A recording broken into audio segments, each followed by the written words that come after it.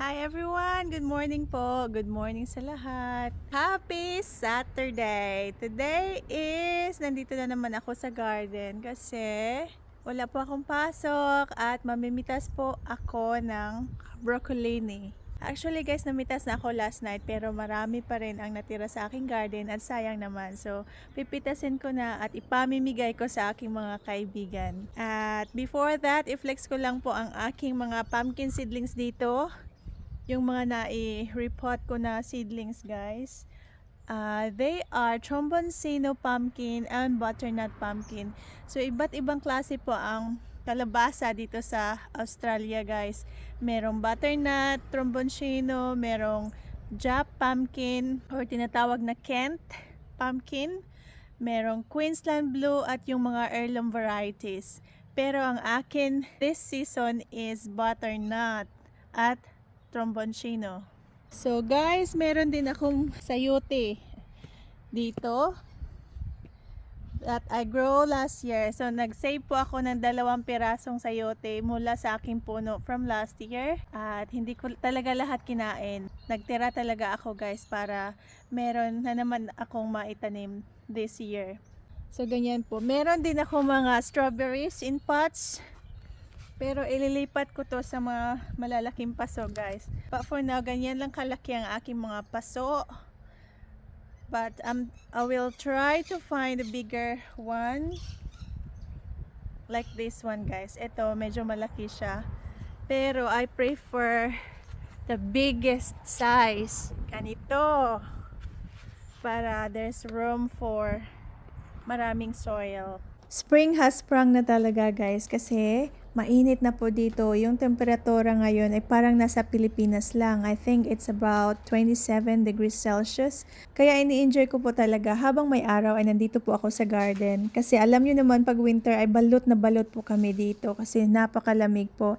Eh ngayon guys, yes, I'm very happy kasi it lifts your spirit up pag malamig kasi parang nakaka-depress eh. You just wanna hibernate or something. Natatawa po ako kay Steph kasi she heard me habang nagvo-voice over ako dito guys. Sabi niya, "You're not a bear, mom.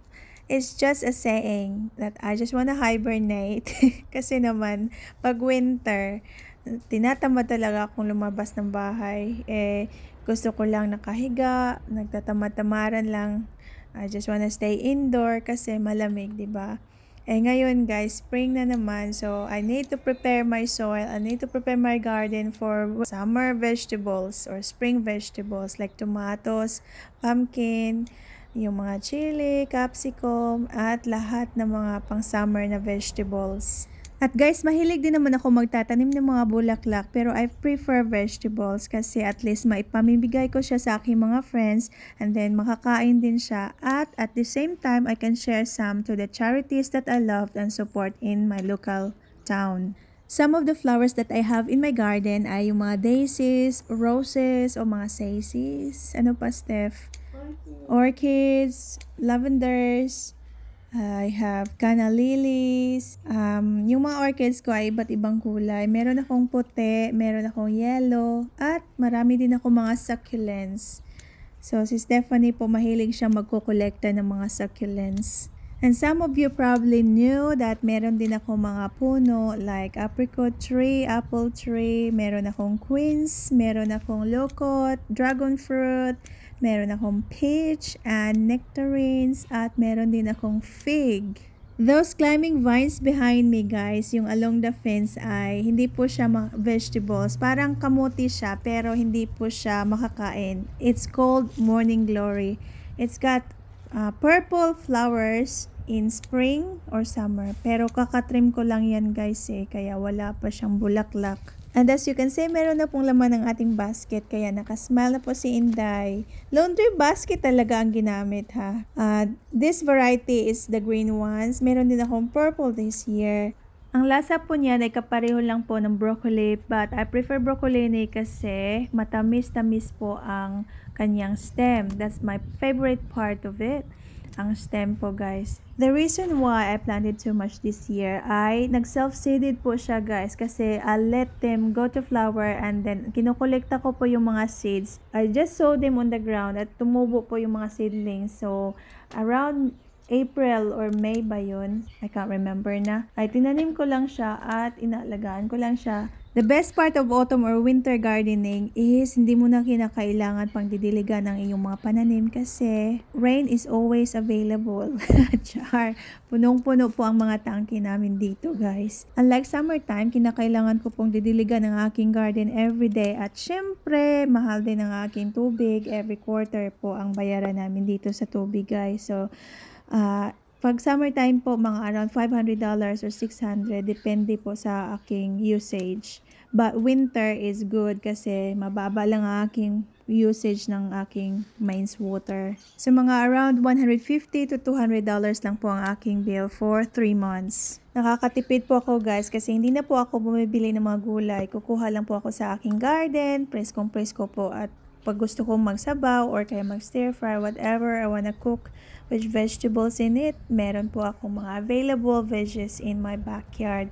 Tinatawag ko po yung outside pantry, ang aking garden. Sa totoo lang po, dito lang talaga ako sa Australia nakakakain ng broccoli kasi sa Pilipinas hindi po namin afford yon. Ang available lang po sa probinsya namin ay malunggay, pichay, saluyot, kamuting kahoy at yung mga tropical vegetables. Bata pa lang po ako ay mahilig na talaga akong magtatanim ng mga gulay at iba't ibang mga halaman guys kasi I grew up in the farm. So in the Philippines, farmer po ang mga parents ko. Lumaki po ako sa hirap at sa farming po kami nabubuhay guys. I remember when I was a child, kinakailangan po namin gumigising ng maaga kasi para magbibenta na kami ng banana sa public market or minsan nagdadala po ako ng saging sa paaralan ko po para ibenta ko po at para po mayroon po akong pambili ng papel o ulam. At malayong-malayo po talaga ang aming bahay sa paaralan guys. So nilalakad ko po ng mga 1 hour, 30, depende pag uptake, yung saglan o dalagan, so mga 30 minutes. Pero pag maghinay-hinay lang, mga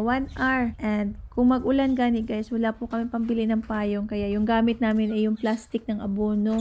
I remember yung kapatid ko ay muntik na nga naanod sa ilog kasi na-slide po siya sa ilog guys tapos napasukan ng tubig yung kanyang plastic ng abono, tinakip niya sa ulo kaya yun guys, muntik na siya naanod sa ilog.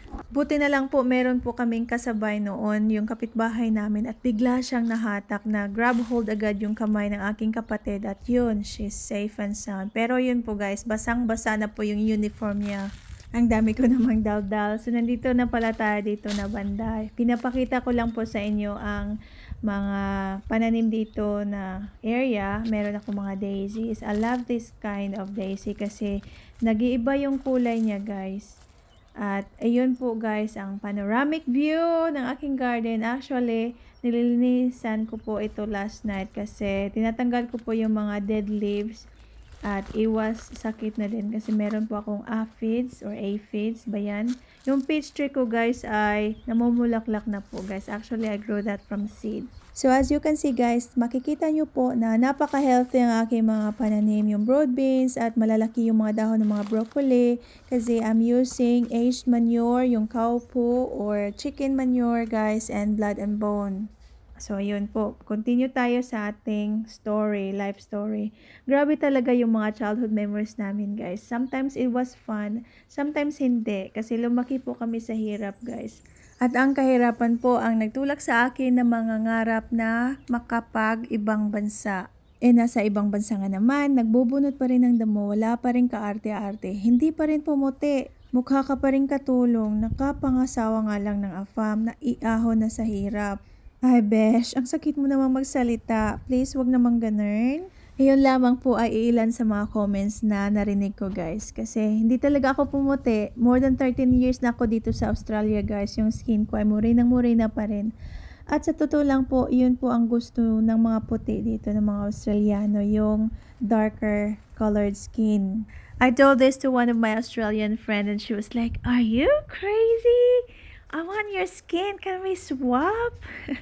Kasi in the Philippines, we have all these whitening products, lotion, sabon, glutathione at yung mga injectables. 'Di ba? Hindi bero ang presyo. Pero okay lang if afford nyo naman. As long as you're happy, then go for it. I'm not against it. You only live once, kaya kung anong magpapasaya sa inyo ay go for it, guys. If it can help you build your confidence, then why not?